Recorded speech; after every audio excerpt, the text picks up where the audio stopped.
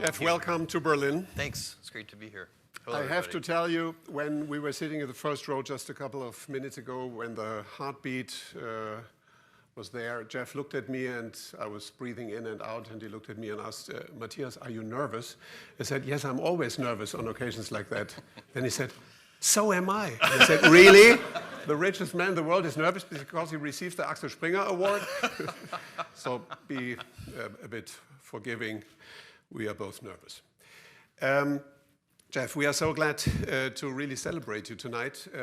Most importantly, apart from all the reasons that we heard, because you are a role model for other young founders, for entrepreneurs who really have great ideas, crazy ideas, unconventional ideas, and need encouragement to simply do it and go for it. And you have shown it to the world. So that is really, for me, the most important thing. And in that context, the first question, you used to work in New York as an investment banker. So an investment banker is actually the exact opposite of an entrepreneur. He's delegating risks to other people. And basically, how did you find out? How did you think that you should move from investment banking to really launch a company? I think I'd always wanted to do it, even since I was a kid. Had the idea. One of the people who every time I look at something, it looks like it could be improved. You know, there's something wrong with it. So I go through like, wow, how could this restaurant be better? How could, and so I've always had that kind of idea. By the way, before we really get into this, how about this amazing production that you and your team have put together? This is truly incredible. For its originality, like these boxes that you were filming live, that's just crazy cool. So thank you. Glad that you like it. Glad that you like it. Truly, it's incredible. But I think the great thing about humans in general is we're always improving things. And so entrepreneurs and inventors, and if they follow their curiosity and they follow their passions and they figure something out and then they figure out how to make it better and they're never satisfied. And you need to harness that. In my view, you need to harness that energy primarily on your customers instead of on your competitors. And so where I sometimes see companies and even young, small startup companies, entrepreneurs go awry, is they start to pay more attention to their competition than they do to their customers.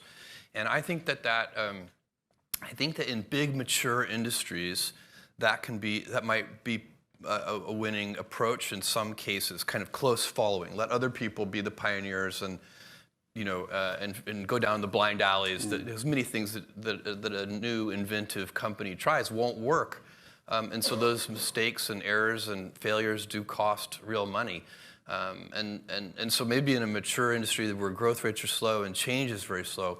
But as you see in the world more and more, there aren't very many mature industries. Change is happening everywhere. We see it in the automobile industry with self-driving cars, but you could go right down the line of every industry and you would see it. But do you have any idea where your ambition really comes from? What was driving you? I really don't know. I've been passionate about certain things forever, and I fell in love with computers in 4th grade. I got very lucky. My elementary school had a teletype that got connected to a mainframe computer that some business in downtown Houston donated a little bit of computer time to. This is, you can picture these teletypes. They had the punch tape, and they had a 300 baud modem. You would dial up the phone and put it in the cradle. And so we had some time sharing on that mainframe computer, and none of the teachers knew how to use it. So me and 2 other kids stayed after school and sort of figured out how to do it and kind of taught ourselves programming from books. I think one thing that is, I got very lucky early in my childhood. Look, we all get gifts. We get certain things in our life that that we're very lucky about. And one of the most powerful one is who your early role models are. They could be your parents. It was your grandfather. It was, in a big sense. My mom and dad, but my grandfather too. And my mom had me when she was 17 years old, and she was still in high school in Albuquerque, New Mexico. and this is in 1964. I can assure you that being a pregnant teenager in high school was not cool in Albuquerque, New Mexico at that time. And so it was difficult for her. My grandfather went to bat for her when they tried to kick her out of school, and they're incredible. So the gift I had is I had this incredible family. Could you describe a little bit the role of your grandfather? Because Sure. John has mentioned it. I think it was really important for you. It was super important for me, and I spent an unusual amount of time with my grandparents, and especially with my grandfather on the ranch. So he had a ranch in South Texas, and I would spend my summers there from age 4 to 16. And when I was 4, they were taking me for the summer to kind of give my parents a break, sort of because they were so young, and it was useful. I was a handful, I'm sure, and anyway, he created the illusion for me when I was 4 years old that I was helping him on the ranch, which of course could not have been true, but I believed it. And then by the time I was 16, of course, I was actually helping on the ranch. I can fix prolapsed cattle. We did all of our own veterinary work. Some of the cattle even survived. And we fixed windmills and laid water pipelines and built fences and barns and fixed the bulldozer that you guys talked about.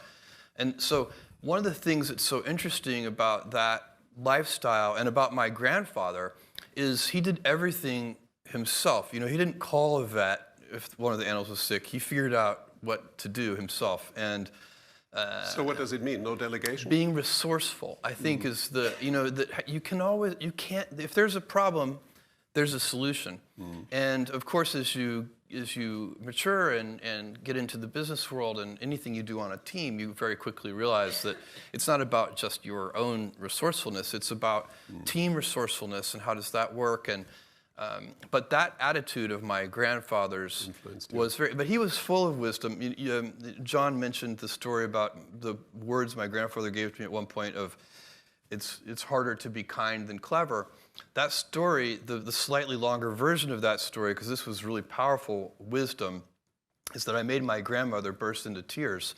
And the way I did it was we were driving on a long road trip, and she was a chain smoker. And I was probably, 10 years old, so this was around 1974.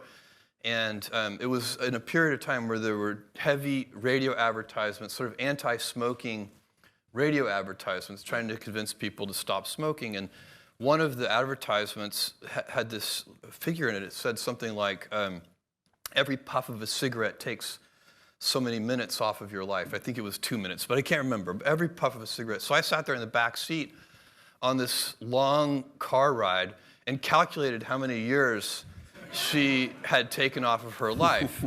And in my 10-year-old mind, I had been extremely clever to do this. And so when I was finished with my arithmetic, I proudly announced to her how many years she had taken off of her life. And I got a reaction I did not expect, with her bursting into tears. And so my grandfather stopped the car, and he took me out of the car. And I had no idea what was about to happen, because he had never said a cross word to me. And I thought he might actually be angry with me, but he wasn't. He took me out we had some privacy from her. And he said these incredible words. He said, you're gonna figure out one day that it's harder to be kind than clever. Clever, wonderful. Actually, your brother also plays an important role. You have a very good relationship. Yes, is it actually true that he's still a firefighter? He is. He's a volunteer firefighter in Scarsdale, New York. He's also the funniest person I know. When I'm with him, I'm just laughing continuously. First of all, I'm a good audience. I laugh easily, but he is really very funny. And my sister too. We're all very close. And I have my mother to thank for that, because she worked hard to make sure as we grew up that we stayed close together. And she takes all the grandkids for 1 week every summer so that me and my sister and our spouses can go on a trip together. So we end up spending a lot of time together. Mm-hmm. For me, the most moving image that we saw tonight is the one that John showed, where you and Mackenzie are preparing the table, the famous table, which is very moving because it shows how you really started from the very scratch. I mean, and also it illustrates symbolically that it was the launch of Amazon was really something that you did together. Oh yeah, could you for describe sure. a little bit what Mackenzie's role was? Well, first of all, Mackenzie, she had married this stable guy working on Wall Street, and a year after we got married, I went to her and said, I want to quit my job, move across the country, and start this internet bookstore. And Mackenzie, of course, like everybody that I explained this to, her first question was, what's the internet? Because nobody knew. This is 1994. And but even before she could say what's the internet, she said, "Great, let's go," because she wanted to support it, and she knew that I had always had this passion for invention and starting a company.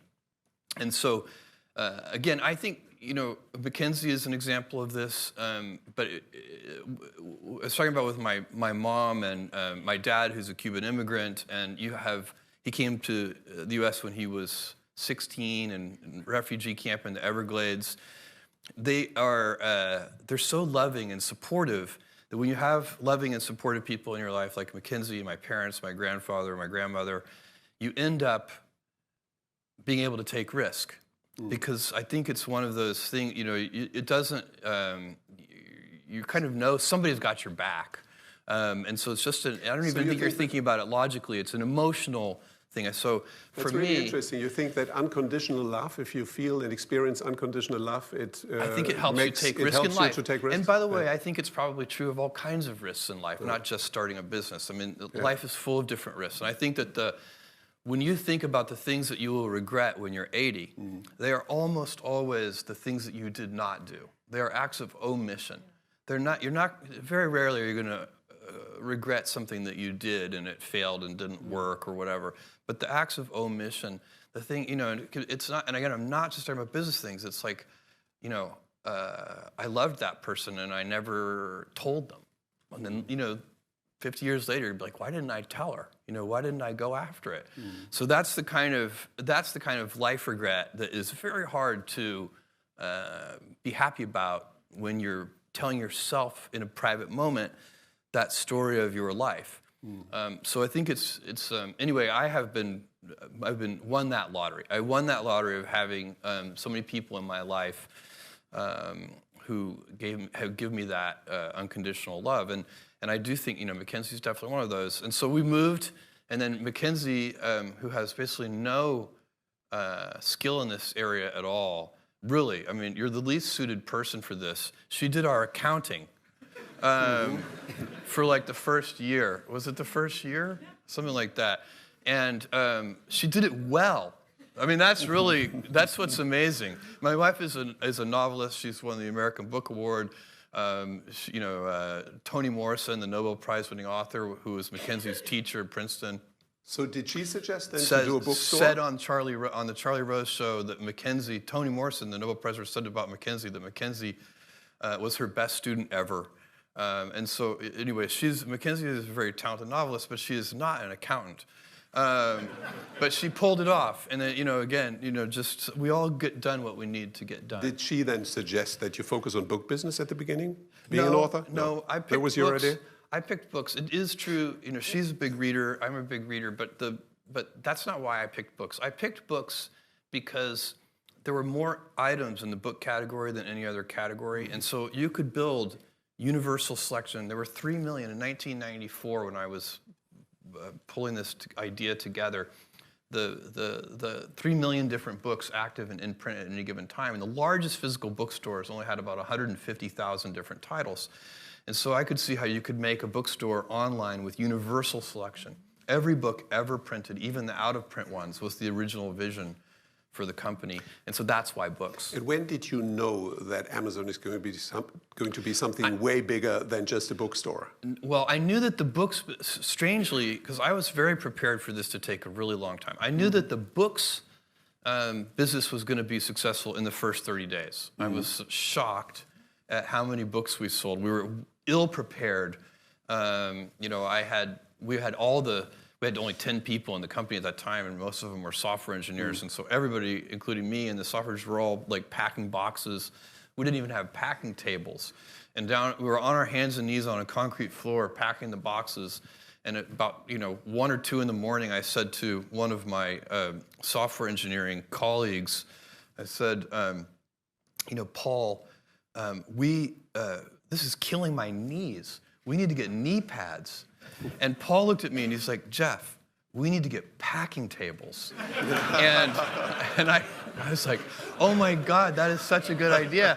The next day I bought packing tables and it doubled our productivity and probably saved our backs and our knees too. But nevertheless, I mean, Amazon had serious crises. In 2002, you went almost bankrupt. So what went wrong and what did you learn from that? We had so many, there have been so many, we haven't had any existential crises, knock on wood. I don't want to jinx anything. But we've had a lot of kind of dramatic events. I remember early on, we only had 125 employees when Barnes & Noble, the big United States bookseller, opened their online website to compete against us, barnesandnoble.com. We'd had about a 2-year window. We opened in 95, they opened in 97. And at that time, all of the headlines, and the funniest were about how we were about to be destroyed by this much larger company. We had 125 employees and $60 million a year in annual sales, 60 million with an M. And that, and Barnes & Noble at the time had 30,000 employees and about $3 billion in sales. So they were giant, we were tiny, and we had limited resources. And the headlines were very negative about Amazon. And the one that's most memorable was just Amazon.toast. And so I called an all-hands meeting, which was not hard to do with just 125 people. And we got in a room, and because it was so scary for all of us, this idea that now we finally had a big competitor, that literally everybody's parents were calling and saying, are you okay? It's usually the moms calling and asking their children, are you going to be okay? So, and I said, look, it's okay to be afraid, but don't be afraid of our competitors because they're never going to send us any money. Be afraid of our customers. And if we just stay focused on them and instead of obsessing over this big competitor that we just got, we'll be fine. And I really do believe that. I think that if you stay focused, then the more drama there is and everything else, no matter what the drama is, whatever the external distraction is, what your response to it should be to double down on the customer, satisfying them, not just satisfying them, delighting them. Yeah. Today, Amazon is employing 566,000 people. You're probably the biggest job creator of recent times. At the same time, you're aggressively criticized by unions and by media for paying low wages, for inappropriate working conditions. How do you deal with these accusations?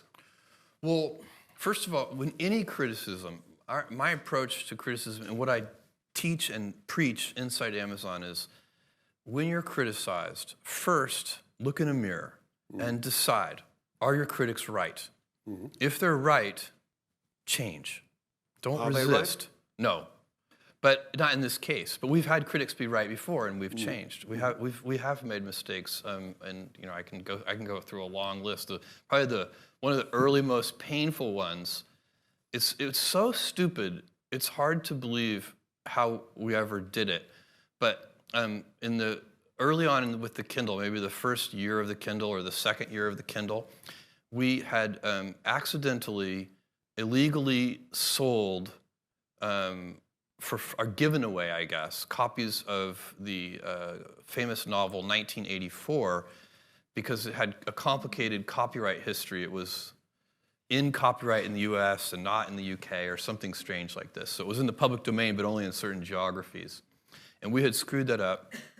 And somehow, and this is a kind of mistake that only a corporation can make. An individual can't make this mistake because somehow it's like it happens at the at the intersections of the different teams. So you've got the legal department saying, oh crap, we've made this mistake, and you've got the books team. Anyway, the answer that the company came up with was to, without any notice or warning, just electronically go into everybody's Kindle who had downloaded that book and just disappear it. So it would be as if we walked into your bedroom in the middle of the night, found your bookshelf, and just took that book away. And so it was. So we were rightly criticized for that. It was, and we responded to that. On the issue of working conditions, I'm very proud of our working conditions, and I'm very proud of the wages that we pay. You know, in Germany we employ 16,000 people. We pay at the high end of the range for any comparable work. So is it a union fight because benefits. the union want to make sure that you are unionized, or what is the real substance of the conflict? It's a good question. And this is in my longer version of how to deal with critics, because there are two kinds of critics. There are well-meaning critics who, they're worried it's not going to work, but they do want it to work. And so it could be, I can give you an example, customer reviews would be one of those.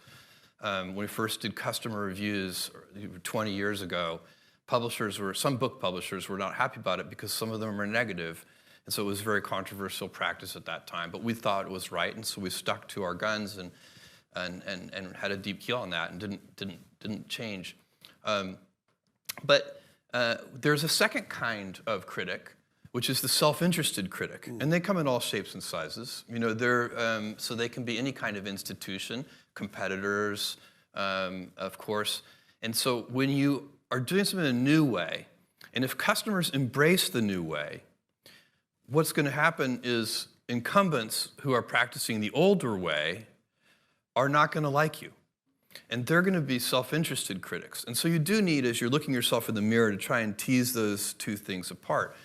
You know, in our view, you know, we have workers' councils, of course, and we have very good communications with our employees. So we don't believe that we need a union to be an intermediary between us and our employees. But of course, at the end of the day, it's always the employee's choice, and that's how it should be. So but for sure, we would be very naive to believe that we're not going to be criticized. I mean, that's just part of the terrain. You have to accept that. One that I tell people is, if you're going to do anything new or innovative, you have to be willing to be misunderstood. If you can't afford to be misunderstood, then for goodness sake, don't do anything new or innovative. Maggie Thatcher said leadership is not to be pleased by the moment. Perfect. But your most prominent critic at the moment is the President of the United States. People are even saying that he may be willing to prepare initiatives to break up Amazon because it's too big, it's too successful, it's too dominant in too many sectors, or for very other reasons. First of all, is this scenario of a breakup something that you take seriously, or you think it's just a fantasy? For me, again, this is one of those things where, you know, I focus on and ask our teams to focus on what we can control. And I expect, whether it's, you know, the current U.S. administration or any other government agency anywhere in the world, Amazon is now a large corporation, and I expect us to be scrutinized. We should be scrutinized. I think all large institutions should be scrutinized and examined. It's reasonable. And one thing to note about us is that we have gotten big in absolute terms only very recently. So we've always been growing fast in percentage terms.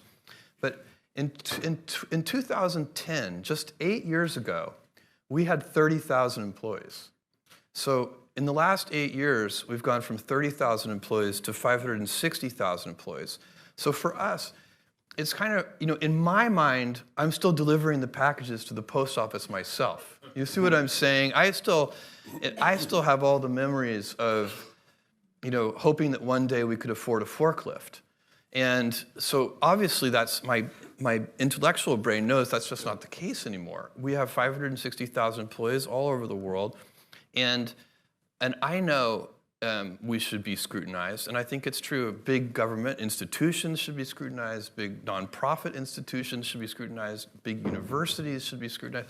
It just makes sense. And that's, by the way, why the work that the Washington Post and the other great newspapers around the world do is so important, because they're often the ones doing that initial scrutiny even before the government agencies do. But in a way, the general sentiment towards the big innovative tech companies has changed. I mean, Facebook, Google, Apple, Amazon, they used to be seen as the nice guys in T-shirts that are saving the world, and now they are sometimes portrayed as the kind of evil of the world.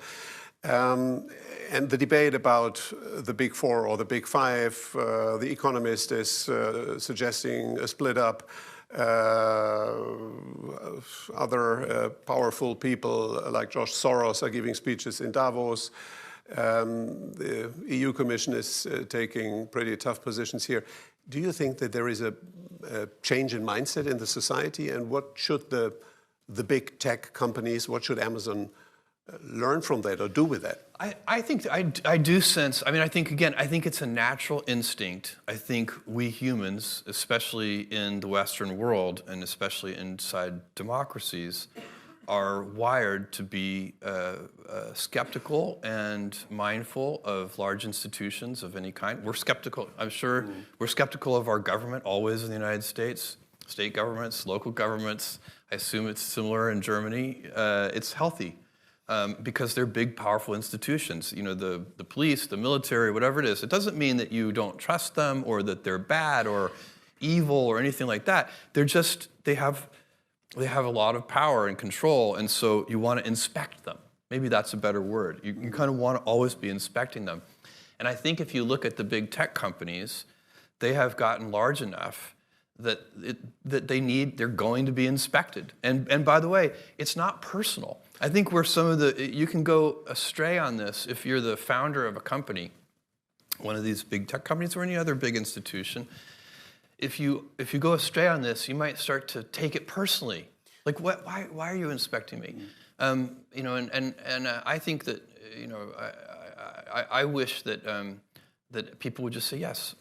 It's fine. The whole attitude towards data protection and privacy has always been different between Europe and the United States, but is also at the moment, in the context of Cambridge Analytica, changing in the United States.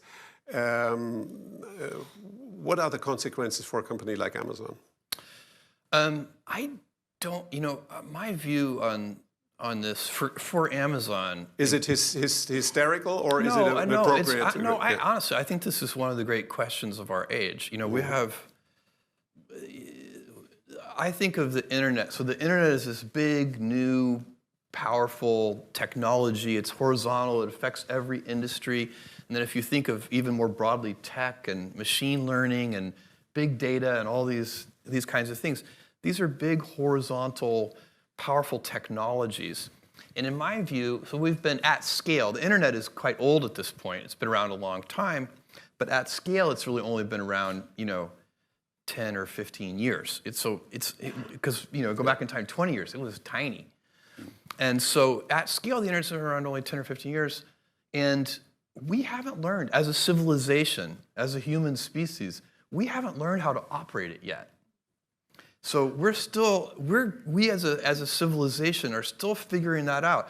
And so it gives us fantastic capabilities. I mean, you know, the fact that I can look up almost anything on Wikipedia in 5 seconds is an unbelievable capability that just simply didn't exist 20 years ago. And so on and so on and so on. There's so many good things. But we're also finding out that these powerful tools enable some very bad things too, like you know, letting authoritarian governments interfere in free democratic elections around the world. This is an incredibly scary thing. So you are advocating a balance of, let's say, entrepreneurs who are really moving their businesses forward, politicians and regulators who are defining a certain framework, society, journalists who are asking unpleasant questions. So that's an ecosystem. My view on Amazon's role in this, which is what you asked me, is I think, first of all, we have a duty on behalf of society to try and help educate any regulators, give them our point of view on this sincerely, without any cynicism or skepticism. This is what we believe. And then, but it's not ultimately our decision. So we will work with any set of regulations that we're given. Ultimately, society decides that. We will follow those rules, regardless of the impact they have on our business. And we will find a new way, if need be, to delight customers. So we will always be, again, some of these things, what you have to worry about is the problem, what I would not want to see happen is that you don't want to block invention and innovation. So that's always one of the unintended consequences often of regulation is that it really favors the incumbents. Now, Amazon at this point is an incumbent, so maybe I should be happy about that, but I wouldn't be, because I think for society, you really want to see continued progress. You really want to see, so to the degree that we have regulation, you want to be sure that it is incenting innovation and not blocking it, while at the same time protecting it. But data security, privacy, encryption, how do you safeguard people's physical safety against terrorists and bad actors all over the world, and how do you balance that against privacy? These are very challenging questions, and we are running out of time. But we're not going to answer them in even a few years. I mean, I think it's going to be an ongoing thing for. But data security and privacy is going to be a competitive advantage for companies, or disadvantage if they are not respectful with that. I 100% agree with this, and I think with customers, one of the reasons we have been able to extend into new business areas and first new product categories, going way back, we just sold books, and then we started selling music and DVDs and electronics and toys and so on, and then we've extended into electronic reading with Kindle. The reason customers have been receptive, in large part, to our new initiatives is because we have worked hard to earn trust with them. Earning trust with customers is a valuable business asset. And if you mistreat their data, they will know. They will figure it out. Customers are very smart. You should never underestimate customers. People are getting hungry, but I have some brief questions left. You are preparing a second headquarters. It's going to be in the US. Why didn't you consider to do it in Europe? I wanted it in a time zone we looked at Canada, US, and Mexico. And so it's not an anti-Europe decision. It's not an anti-Europe decision. I'm glad to hear that. No. When you bought the Post, there were people saying, "Well, that's just a personal toy. He wants to have some political influence." Yeah. Other people thought that is a new strategic element of Jeff's strategy. Yeah. So what was it? Of course, you can explain things to people, but you can't understand things to people. And so I can. All I can do is say what really my thought process was, and I was not looking to buy a newspaper. It had never even crossed my mind, and so when the opportunity came up, because it only came up because I had known Don Graham at that point for more than 15 years. Any of you who are lucky enough to know Don knows that he is the most honorable gentleman that you'll ever meet. You know Don very well. He's a remarkable guy, and he so loved the Post that he believed, even though this was a huge personal sacrifice for him because it had been in his family for so long, that he needed to find a new home for it. I think he didn't. There were certain purchasers he was hoping would not end up buying the Post because he wanted it to remain independent. Yeah. When he approached me with this, I said, I'm the wrong guy because I don't know anything about the newspaper business. And he said, that's okay, because we have a lot of people at the Post who know a lot about the newspaper business, and what we really need is somebody who knows something more about the internet. The Post was in very difficult financial position at that time. And so for me, I had to decide, was it hopeless? And I didn't believe it was hopeless. I was optimistic that the Post could be turned around. And then second, I had to decide, did I want to put my own time and energy into this and that, for me, I just had to ask the simple question, is it an important institution? And the answer to that question is yes. It was very obvious to me as soon as I thought about it that way. It's like, okay, I think I actually can help. I can help in two ways. I can provide financial resources while this turnaround occurs, and I can also help with my internet knowledge. And then, is it an institution worth saving? You bet. It's the most important newspaper in the most important capital city in the Western world. Crazy not to save that newspaper. I'm going to be very happy when I'm 80 that I made that decision.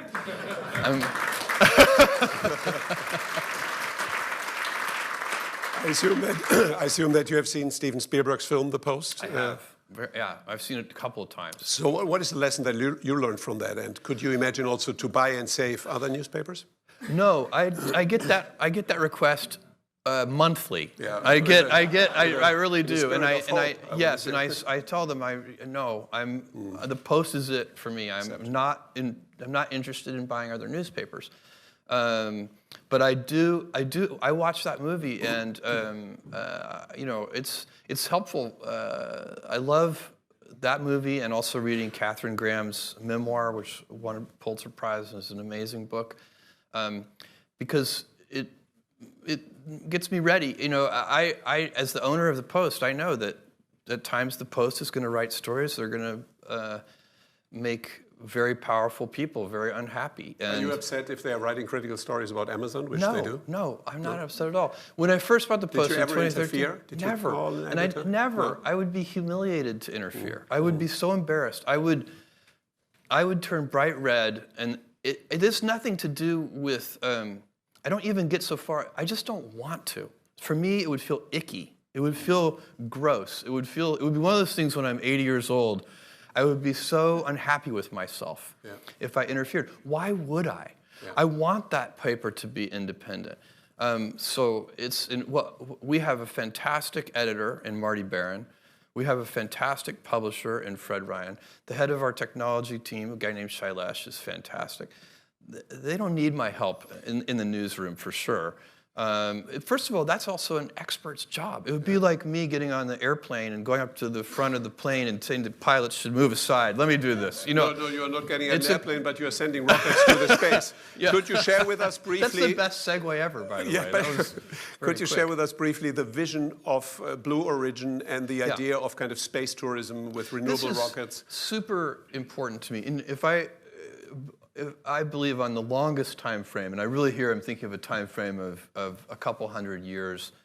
So over many decades, I believe, and I get increasing conviction with this with every passing year, the Blue Origin, the space company, is the most important work I'm doing. And so there is a whole plan for Blue Origin. So you'd say retail, online, e-commerce, publishing, that's all less relevant than the space project. And I'll tell you why. And so first of all, of course, I'm interested in space because I'm passionate about it, and I've been studying it and thinking about it since I'm a 5-year-old boy.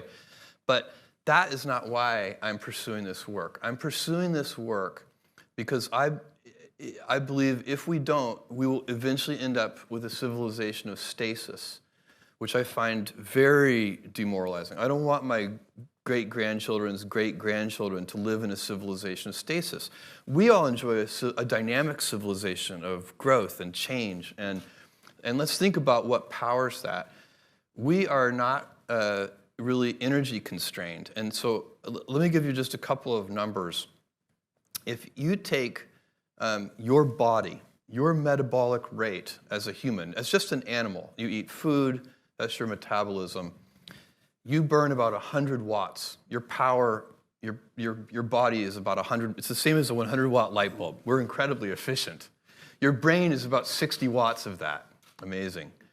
And so, but if you extrapolate in developed countries where we use a lot of energy, on average in developed countries, our civilizational metabolic rate is 11,000 watts.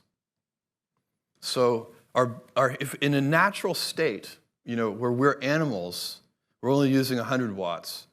In our actual developed world state, we're using 11,000 watts, and it's growing. For a century or more, it's been compounding at a few percent a year, our energy usage as a civilization.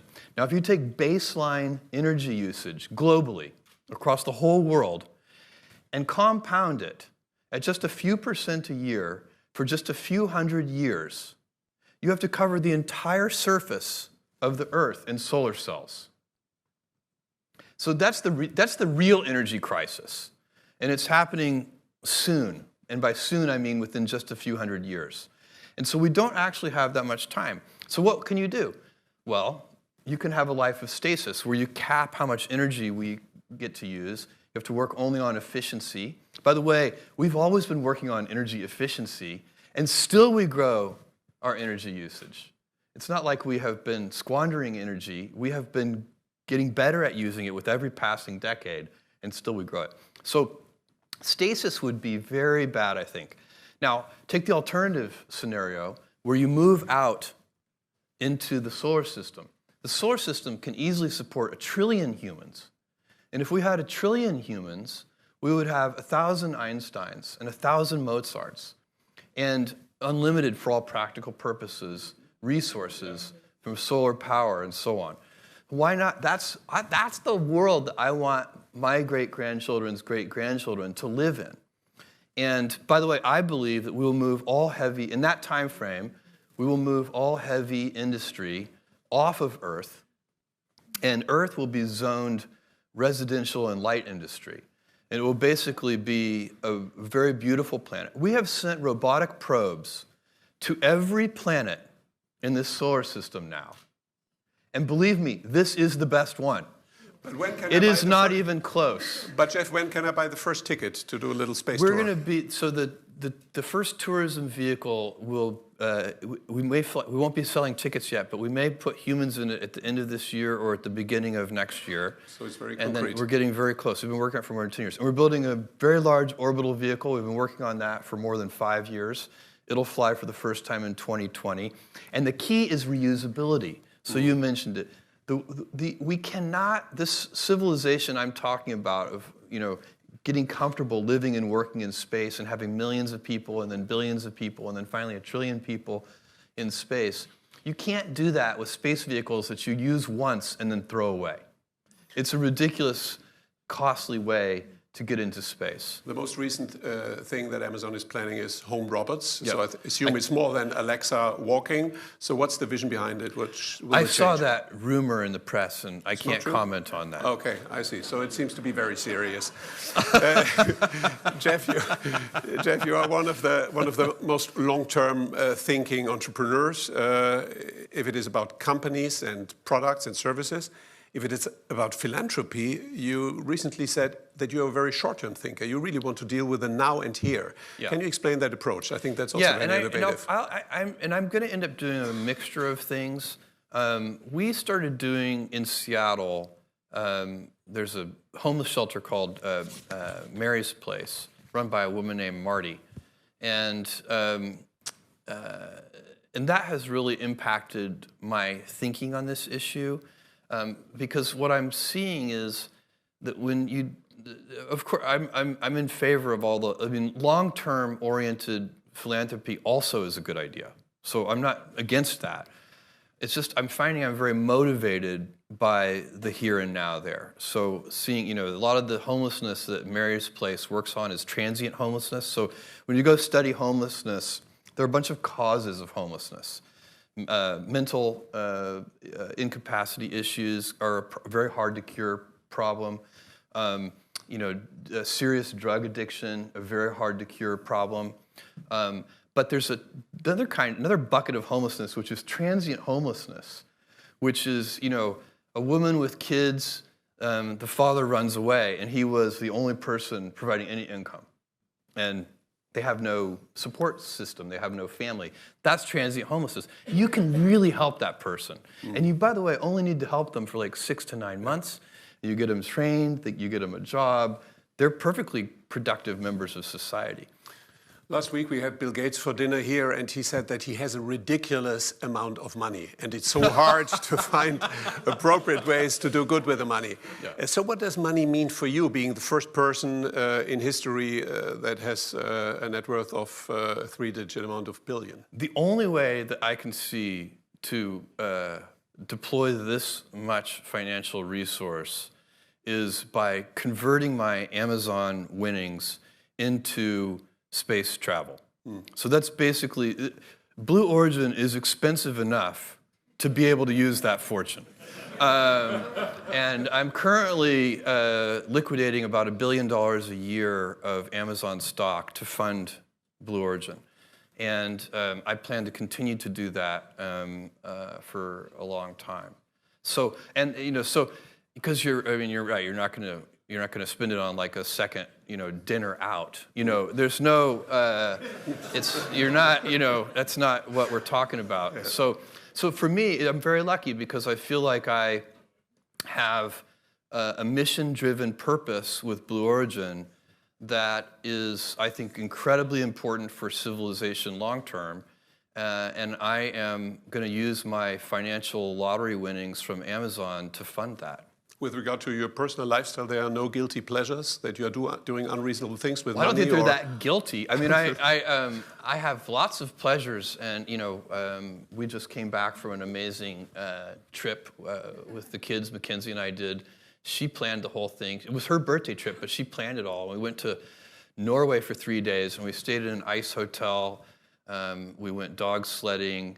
We went to a wolf preserve and actually got to interact with these timber wolves.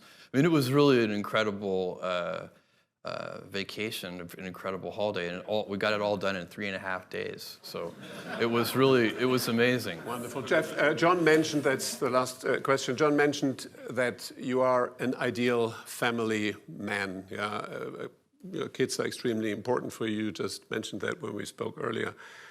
If we would talk to your kids, yeah, where would they criticize their dad? They would make fun of my singing. Oh, okay. Can we get no, God, no. Okay. No. They would make fun of my inability to remember exact words. I'm always quoting like Churchill or something and getting it wrong. And they're like, that's not even close to what Churchill said. They would probably, depending on the moment, they might criticize my laugh. They're kids, but I'm lucky. I have a very good relationship with them. This work-life harmony thing is what I try to teach young employees, actually, and senior executives at Amazon too, but especially the people come in. We're asked about work-life balance all the time, and my view is that's a debilitating phrase because it implies there's a strict trade-off. And the reality is, if I'm happy at home, I come into the office with tremendous energy. And if I'm happy at work, I come home with tremendous energy. And so it actually is a circle. It's not a balance. And I think that is worth everybody paying attention to. You never want to be that guy. And we all have a coworker who is that person who, as soon as they come into the meeting, they drain all of the energy out of the room. You can just feel the energy level go, whoosh. You don't want to be that guy. So you want to come into the office and give everybody a kick in their step. Jeff, we thank you very much. We congratulate you for all you have achieved. Thank you, Matthias. And congratulations. You're very nice. Thank you. That was great. Thank you.